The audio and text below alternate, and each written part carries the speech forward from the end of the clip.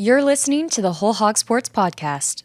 And now, here's your host, Matt Jones. It's basketball season, but baseball and softball practice have started at the U of A this week. So we're going to spend some time today talking about the diamond sports. Baseball preseason began yesterday. Softball preseason began last week. Now, softball, they've got an earlier first game than baseball does. Softball will start a week before baseball. Baseball begins 1 month from today with a game against Oklahoma State down in Arlington, Texas. Ethan Westerman's with me. Ethan covers our softball team. I cover our baseball team. And I guess, are we calling this the diamond sports? I guess. Okay, so we had this thing. You and I had this conversation about a week back. In all these Razorback football commitment social media posts, they say, "Welcome to the Diamond State." I've lived here for 40 years. I have never heard it called the Diamond State until I saw these posts. And, you know, everybody that asks, "Oh, yeah, I've heard it called the Diamond State. I've heard it called the Diamond State." That's, I don't know, it's kind of, I don't know what even prompted me to say this, but I feel like I had heard it, just not very common. But you grew up closer to Murfreesboro. Yeah, I mean, and that's where I think that's kind of where it originates. Yeah, that's obviously what it comes from, is that Arkansas has, you know, the diamond mine there. But it is funny that, you know, it is I think a very niche, like not a ton of people just regularly call it that. See, I always, when I was a kid, it was the land of opportunity. That was what was on all the license plates. Yeah. And then at some point it changed to the natural state. And I've read like some, you know, like the Bear State is what it was known as, like really early in Arkansas statehood. There's a term that I think was used for Arkansans a long, long time ago called rack and sack or rack and sackers or something like that. But the Diamond State, I had never heard this. Well, since like I guess all these names just evolve over time and we come up with them, I think we should petition that it's the Diamond Sports State. Yeah. Well, that's where I was going with this, is that they've got a couple of pretty good teams over here that play on the diamond. We'll start with some Razorback baseball talk. And, you know, there have been a couple of polls that have come out.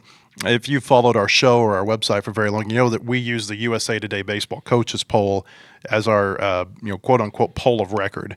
But it is interesting to look at these other polls. You look at the Perfect Game poll that came out last week. Arkansas is ranked number 4 in the PG poll. I've got the teams that are ranked behind here. They're behind LSU, Georgia Tech, and Tennessee in that poll. And then yesterday, D1 Baseball, which they do an outstanding job covering college baseball, they had Arkansas ranked number 7 behind UCLA, who was their preseason number 1, LSU, Texas, Mississippi State. That's an interesting one to me. Georgia Tech and Coastal Carolina. And I say Mississippi State's really interesting to me because that's a first-year coach. Now, it's Brian O'Connor, who has been at Virginia, won a national championship at Virginia, went to multiple College World Series, had a national runner-up team. He's a great coach. And from all indications, Mississippi State went out and put together a really solid lineup, a really good roster of players. But still, you got to do it. You know what I mean? But going back to the start of the preseason yesterday, what they're doing right now is next few days they're going to go through what I would call like a lot of skill work. I think it's kind of trying to play baseball without the pitchers throwing. You know, using some machines that are out there to, you know, get hits and obviously get infield and outfield work, and you'll just try to have as close to a game as you can without actually playing a full-fledged scrimmage. Those will come here in a few days. And this is the first year that college baseball is able to have an expanded preseason. It's only 32 days this year, which is up from 21 a year ago. In future years, it's going to be 35 days. What prohibited it from being 35 days this year is that last weekend in Columbus, Ohio, was the American Baseball Coaches Association convention, which was scheduled before the NCAA voted last spring to expand the preseason. So there was an overlap between the convention and the 35-day window for the baseball preseason to begin. There will not be that overlap in future years, but there was that overlap for this 1 year. Coaches love this expanded preseason because it gives, in particular, it gives the pitchers a longer runway to get ready for the season. There's a lot of thought that maybe some of these early season pitcher injuries that we see are the result of kind of having to rush them along on a 3-week plan. I mean, you think about Major League Baseball, those pitchers have close to 2 months to get ready for the season. They show up, pitchers and catchers report usually somewhere around Valentine's Day, and spring training gets going, and then the start of the season is late March, early April. It's not like that in college baseball. Up until this year, it's been a 3-week window to get ready for the season. Now, there's some stuff that you do. There's a throwing progression that you're on even before you get into scrimmages and live work. But there's the thought that this is going to help pitchers get better prepared. But I think everybody gets better prepared whenever you have a longer runway to the season like this. Yeah, and I think that it's really we had the Hogs Illustrated Sports Club luncheon where we had the assistant coaches there, and wasn't that fun?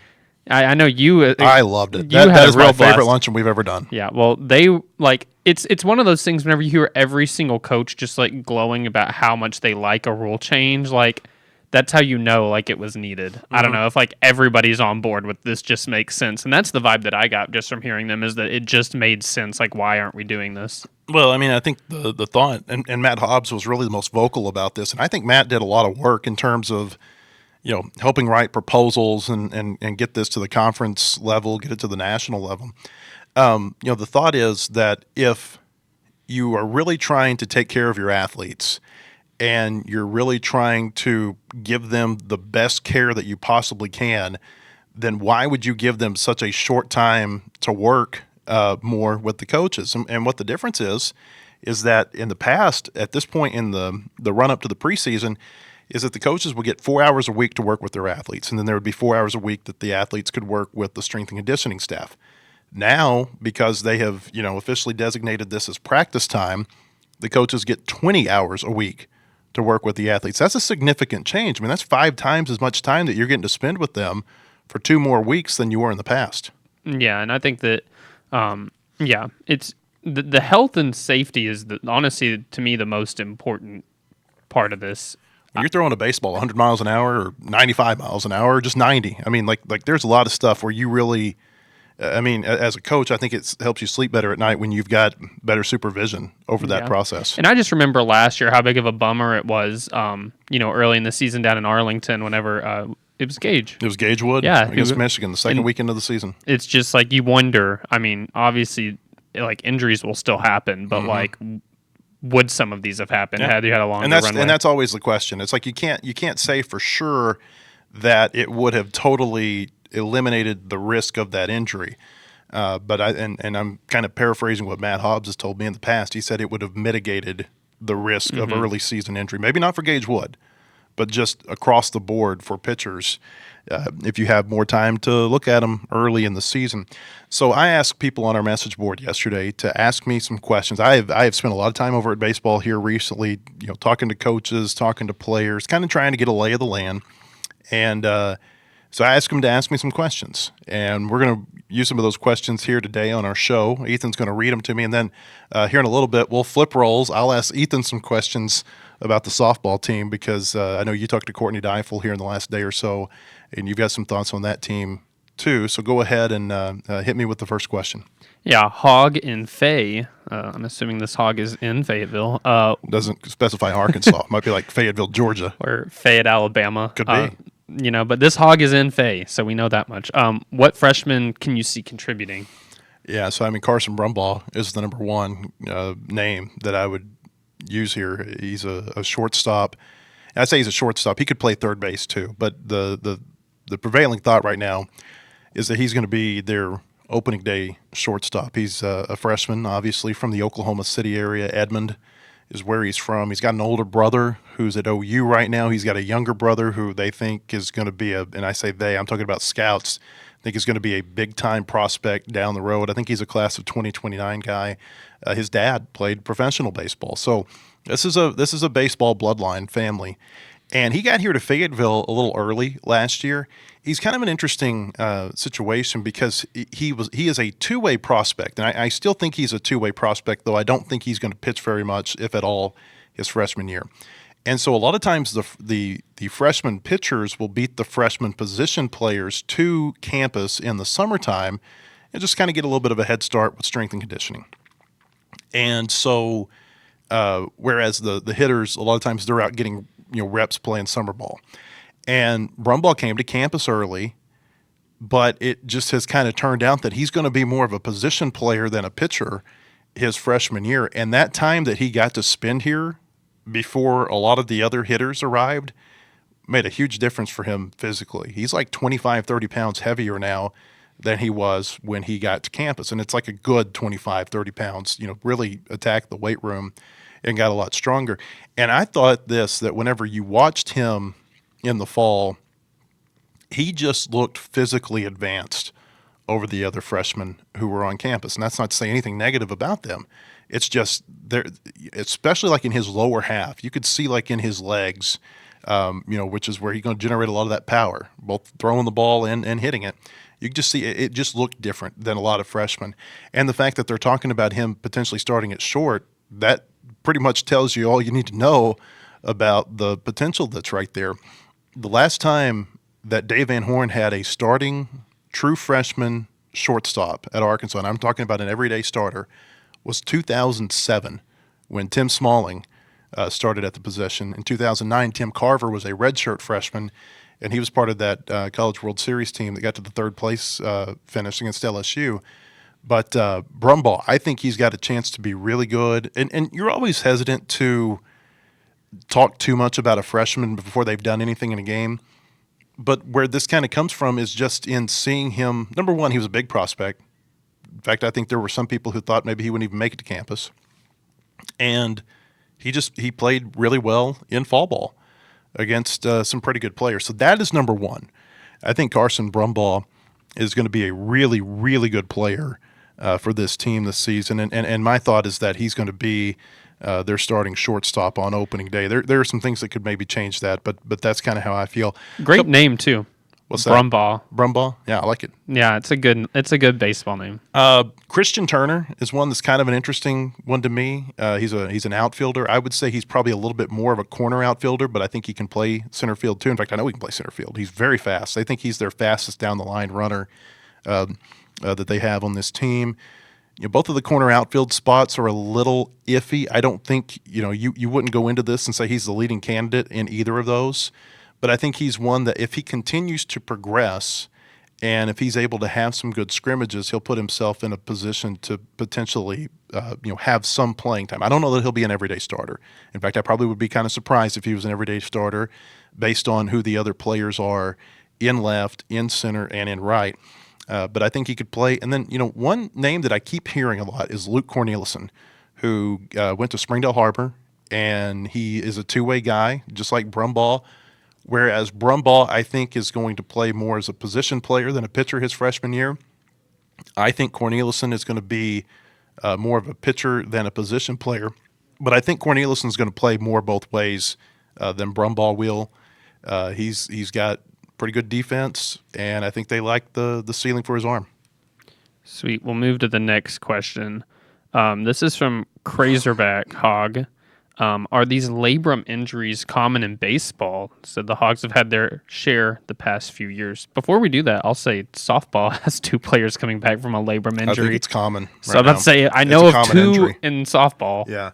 Let me go back real quick on freshmen. I should have mentioned, I think Mark Brissy, Joey Lorenzini, Peyton Lee also are potential pitchers who could get some time on the mound this year, in addition to Luke Cornelison.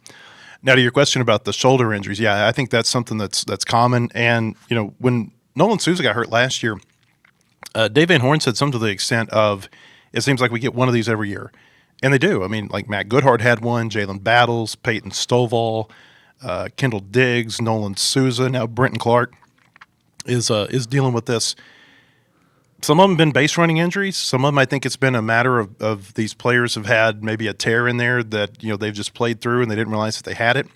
But yeah, this seems like it's an injury that is a common injury. Whenever I posted something last week about Brenton Clark getting hurt, beat reporter at Vanderbilt quoted it and said something along the lines of, "This is something that needs to be looked at in college baseball." So it's obviously something that is a problem here more than just at Arkansas. And, people talk about elbow injuries in baseball. I feel like the shoulder injury is the one that can really set you back. Like, that's the one where you never know if the player's going to come back quite as good as they were before they had the injury. Yeah, and I think that's, you see some cases where they do, but then other cases I feel like it's like, I don't want to name names, but players who just haven't been the same. Well, think about Jalen Battles. When Battles had his shoulder injury, it was to his non-throwing shoulder. And so that's a totally different thing whenever you're playing shortstop. What usually happens, though, is it is to your throwing shoulder. And that makes a big difference. And that's where I think that there's the real concern. Maybe not even concern, but that's where the question is whether or not that player is ever going to come back and be able to make that throw quite like they did in the past. Yeah. We'll move on. And that's the question with Nolan Souza right now. I talked to Nolan. He said he's throwing pull downs at 100%. But I think there is that question about whether or not are you going to be able to have that arm at shortstop that the other players who are potentially playing that position have. Yeah, and that's the real, like, shortstop is such a position where it's like, how fast you throw. You got to be able to make that throw. Yeah. So. Yeah, and it's not about just how fast you throw. It's about how hard you can make that throw because it's just such a longer throw. And talking about Brumbaugh, he's got that pitcher background. He's got a real arm there at short. We'll move on to a friend of Whole Hog Sports, Udaman. Yes. Udaman is the best. Do you think we have enough left-handers in the bullpen? Well, I think they got a lot of left-handers in the bullpen. It's always to be determined, do you have enough? And what is enough? I mean, you never know. And there's injuries, and I thought they had enough in the bullpen left-handed wise last year, but then Hunter Dietz didn't make it back quite like we thought he would, and Parker Coyle was out for several weeks with his injury. So, you have to keep that in mind too. But you look at what they have from the left side right now. I think that right now there are 4 primary candidates to be starters on the weekend. Gabe Gackle is going to be a starter. I think Hunter Dietz is going to be a starter, but I don't know. And then the others are Colin Fisher and Cole Gibbler. Well, Dietz, Fisher, and Gibbler are all left-handed. So whoever the odd man out is there is going to go into the bullpen and is going to suddenly be one of their top left-handed bullpen arms, along with Parker Coyle. They've got Ethan McIlvain in from Vanderbilt, who this guy can light it up from the left side. He can throw 97, 98, maybe even able to run it up to 99. He's also got some command issues. His ERA was real bad at Vanderbilt last season, and sometimes you just benefit from a change in scenery, and I think that's probably what he was looking for. Came here. I think Cam Kozel gave Arkansas a glowing recommendation to him. So I think his role is kind of to be determined by if he can find the strike zone here in the preseason. I mentioned Lorenzini earlier. He's a left-hander, a freshman who I think has got a chance to pitch this year. They went and they signed this Jacob Emoto from Palomar College in California over the summer. He was their closer, but I didn't think he pitched real well during the fall. And sometimes that happens with these transfers. There's a lot that goes into it, and sometimes they just don't perform well in the fall. So I think they've got arms from the left side. I think they've got enough arms from the left side, but it's a matter of how do they pitch. And then, do you have to take one of those and put them in the starting rotation at some point? That's something that's worth watching too. This one will probably be a little bit more straightforward, but Suey's squad wants to know if we have any open practice in our squad times yet. Yeah, so they're going to practice. I know they're going to have scrimmages on Friday and Saturday this week. And Van Horn said last week that they were going to have, that they were probably going to the first 2 weekends have 2 scrimmages per weekend, and then I think they want to transition to 3 scrimmages per weekend. But I think these first 2 weeks, I think the plan, as long as the weather is okay, and based on what I saw yesterday from a forecast perspective, it looked like it was going to be okay for this week. But it looks like it's going to be Friday and Saturday afternoon, but as far as a start time for them on Friday and Saturday afternoon, we don't have that yet. But I think that there's going to be something Friday and Saturday afternoon over at Baum-Walker Stadium. So I would advise you to be out there. I have talked to people about Arkansas having open scrimmages, and I don't know that it's certainly not unique to Arkansas. There are other baseball programs that have their practices open. But, Arkansas is wide open, and they've been this way for the entirety of Van Horn's tenure. I did not cover Norm DeBryan, but I kind of figured they probably were that way when Norm was a coach too. And, they like that. I think they like having people in the stands. And, when Petrino was the football coach here the first time around, he always liked to have open scrimmages during the spring and even in August. And he would say that it was because he thought the players performed better whenever there were eyes on them in the stands. And I think there's probably something to that with the baseball team too. And I'll tell you this, I don't think it's lost on anybody, the uniqueness of if you had like this real pretty day in January or February, it might be 50, 60 degrees, kind of an unseasonably warm day most years. I don't know if that would be unseasonably warm with what we've had here lately. But, and you're out there on a Saturday afternoon, there'd be 400 people in the stands. And there's just something kind of neat and unique about that. This wasn't on the questions that were asked, but I do want to reference, you had a story yesterday kind of doing position analysis with the team. I guess maybe we can end on the baseball, talk with this is sure. Positions there. There were a few that it seemed like, are still, quite a few that you have your clear like front up in runner. the air. But there's a few that are up in the air. It seems like right field and maybe second base. Those too. are probably the two big ones. I guess thoughts on those. I would say left field potentially too, because Brenton Clark was going to probably be the starting left fielder. I felt coming out of the fall that he was in the best position to start in left, and now it looks like Damian Ruiz will be their starting left fielder. But I think, like I said earlier, I think Christian Turner could play left. I think Zach Stewart, who's going to be battling with Kahio Aloy for the right field job, and maybe Christian Turner too. I think Stewart can play both corner outfield positions. So that's kind of what I see right there. And then second base is Nolan Souza and Cam Kozel. I mean, Nolan Souza was Arkansas' starter at second for the first, their everyday starter for 32 of 34 games before he got hurt last season. The only times that he was out was, like for a day off in the midweek or something. And then Kozel, he was their starting second baseman down the stretch and helped get them to the College World Series. So that one's really interesting. Again, Souza thinks he's got the arm strength. We'll have to see how it goes in the scrimmages. And, I think there's a component to this. That's a premium defensive position at second base. Like, that's one of those. I would say catcher, second, short, center, up the middle. That's where you want to have your best defenders. And where defense, I'm not going to say it dictates who plays there, but it has a big, it has a big say-so in who plays those positions. But both of those guys have got to hit too. You know what I mean? And so maybe you can sacrifice a little bit defensively if somebody's bat is way ahead of the other one.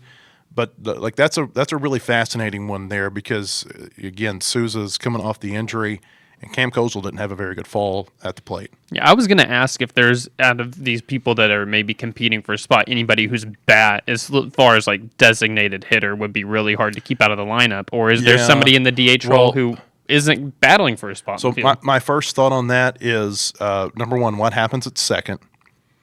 And does that have any bearing on what happens at first? I think Robinette's probably their first baseman. But if, Kozel also played first last year too. So I guess there's a potential that he could move over there. Right field, like who doesn't win between Kahio Aloy and Zach Stewart? If either or both of those are hitting up to their potential, it's going to be hard to keep both of them out of the lineup. Those are two big-time bat speeds, a lot of power in there. Everybody saw what Kahio did. Zach Stewart's coming here from Missouri State. He's got 44 career home runs. How many people do you know have 44 career home runs in college baseball right now? It's not a very big number. Yeah. So I think that whoever doesn't win right there in right field potentially could slide their way into the DH. But I'm not going to say that's necessarily going to be it.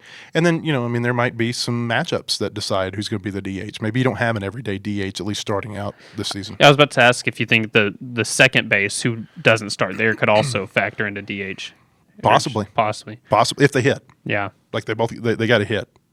I think that's the biggest thing. Because, you don't want to put somebody at DH that's not getting on base, obviously. Yeah, that is their designated hitter. That's what they're there to do. Hey, we want to tell you about Bentonville Glass. They've been serving their community since 1971. They're committed, professional, and versatile. You can find them at 507 South Main in Bentonville or online at bentonvilleglass.com. They've got the highest quality products for all your glass market needs. All right. Turning the page to softball. I almost said soccer. To softball. Not quite there yet. Courtney Deifel spoke to the media earlier this week. What were the takeaways that you had from that? Well, she's always one to like her team. I don't think I've gone into a season covering her yet where she didn't like her team. Probably can say the same with baseball most of the time, where they truly do think that they put together a roster that's full of enough talent they should be able to compete. But you can just tell, like, this year that there's a little bit extra sense of maybe feeling like it's just a more deep, complete roster. I think last year especially, like, you knew on paper that it could be good, but you really were counting on several people. Just like, I mean, I don't think we were counting on Brie Ellis to have the year that she had, but you were counting on people like her to have good years. This year they have enough players that are really good, in my opinion, that it's more, I guess, battles right now than I'm used to with this team covering them.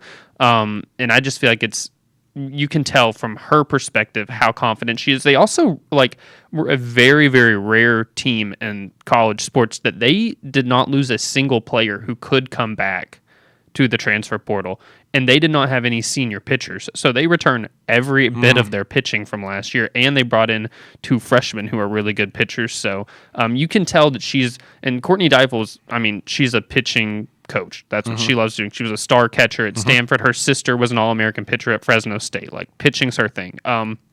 You can tell she really likes their pitching this year, and that's kind of, if you're boiling it down to what does a really good Courtney Deifel team look like, it always starts with pitching, and you can tell she thinks she has good ones. And then their lineup, I think, is going to be really good too. They're just a very, it seems like, complete team as far as that they could, turn to other players if somebody's not performing, and they could, withstand injuries, which is always important. So Softball America had them number 7. Is that right this morning? Yes. And then I think they had some players on the preseason All-America team. Yeah, they had 3 named to the second team by Softball America. There was Ella McDowell, she's third baseman, Robin Heron, senior pitcher, and then Dakota Kennedy, the transfer that they got from Arizona, who will be more likely than not left field. Like, actually, definitely left field. I think right field's where they're going to be maybe battling for somebody out there. But Dakota Kennedy, I'll just mention her real quick because the other 2 people who followed Arkansas are more familiar with. Dakota Kennedy came in from Arizona where she was a Gold Glover, and so they're adding a Gold Glover to what was already the best defense in NCAA last year, and they lost, like, really. Brie Ellis was really good defensively at first base. They brought in Tiana Bell, who's also really good defensively at first base, so they have a chance to be really good defensively again this year. They just have the same pieces that have another year of playing together under their belt, and they added a Gold Glover. So, but yeah, they had those 3 that were ranked in the softball or on their All-American teams. There's all these lists coming out right now, baseball and softball. It's hard to keep up with. There's like top 100 lists, All-America lists, but they were ranked 7th behind in the SEC, Tennessee, Oklahoma, and Texas. So they were 4th among SEC teams. There were 12 SEC teams in there, which just goes to show it's by far in softball the best conference. Well, that just kind of drives home too what Oklahoma and Texas being added to the SEC has done in softball, because 2 years ago if you have the same collection of teams, Arkansas is the number 2 team in the league. Yeah, they would have been, and I would be interested to see if those 2 teams weren't in the SEC now. Whenever the coaches poll comes out, probably very soon, I would be willing to bet that it would have been like a split vote of Arkansas projected to win it with Tennessee if that wasn't the case. But number 1 on this poll was Texas Tech, who's going to have a big target on their back all year long, because, I mean, anybody who followed the sport last year knows that Nigeri Kennedy, the pitcher they got, reportedly $1 million. We don't – this is all reportedly always. But they basically went out in the portal and just picked and chose, like, the best players on a lot of teams. Like, Tennessee lost its best hitter from its lineup last year, just out of nowhere wants to go to Lubbock. Same happened with the player from. Who doesn't wake up and say, "I want to go to Lubbock today"? No, it was one of those things that you cannot look at what happened in the portal for them and not have any red flags. I mean, there's no way. Like, I mean, it's just all these really good players just all of a sudden ended up in Lubbock, and you're like, wow, why'd you want to leave Florida? Where you were a star there. So Texas. You said this is a pitcher? Well, they had the pitcher last year. Now they filled they filled their whole lineup now with really good hitters. I was going to say, because like, if it's anything, and I don't know how and some of this probably is due to how the stadiums are configured, and I don't know how their how their softball stadium is configured relative to their baseball stadium. Like, the wind there, you don't want to be a pitcher in Lubbock. I mean, it jacks your ERA way up. Makes your stats not look very good. Nyjah was really good last year, even after that happened. But maybe she's playing with the wind at her back too. Yeah, well, it's one of those deals where they signed enough really good players that, Tennessee's head coach Karen Weekly posted this after one of her All-America infielder all of a sudden transferred to Texas Tech. She said, "I think we can all agree on two things. First, women making money in sports is awesome and long overdue. Two, contacting players directly or indirectly before their season ends and signing them to NIL deals before they enter the portal is wrong. Money isn't the issue, tampering is."